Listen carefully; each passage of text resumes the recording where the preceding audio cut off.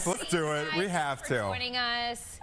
So, okay, so if you guys are just, you're checking in on Patti for the first time. She is the author of Never Date a Broke Dude and CEO of the Flex Financial Freedom Academy. And today we're talking about 5-minute money checkups. But Patti, to loop her into our conversation, do you have any hard, fast rules about tipping when you're supposed to and when you're not supposed to?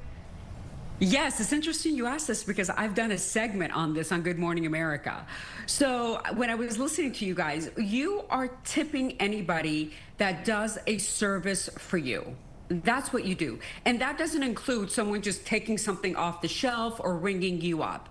So if someone's just doing that, there's no obligation to tip because it's almost like a shakedown, right? They turn around that iPad and they're looking at you dead in the eye. They're like, are you going to tip? You don't have to do it if they're not providing a service, but you do tip the owners of the salon because they're still providing a service for you. Got it. I kind of, when Caitlin mentioned that, I was like, okay, because whenever I get or buy my wife a massage, they ask you for, do you want to include gratuity in the gift certificate, for example? So it seems like it's a standard, it's fairly standard when they're actively doing a service for you, correct?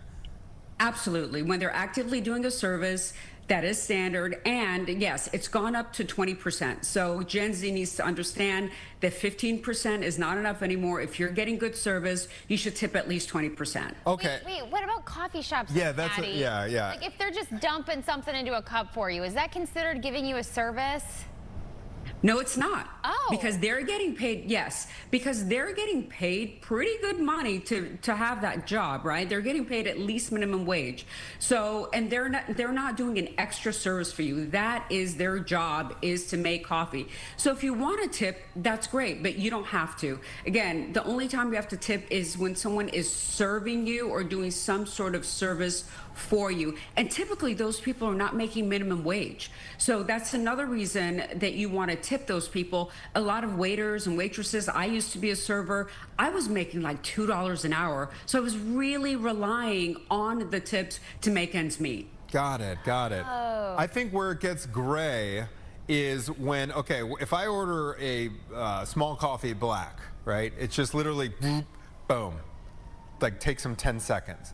However, if I were to order one of those fancy drinks that takes you like 5 minutes to say, and then they work on it for 5 minutes to get it to you, does that change the equation? I say no. I say in those instances, there's no obligation to tip. Got it. Okay, one more question on this, and then we'll get to your 5-minute checkup. Sure. What if it's a service, for example, Anthony hired someone to do construction on his house, or if you had your siding cleaned or something like that. It's a service not necessarily for you, but you hire them to do a job. Then do you tip?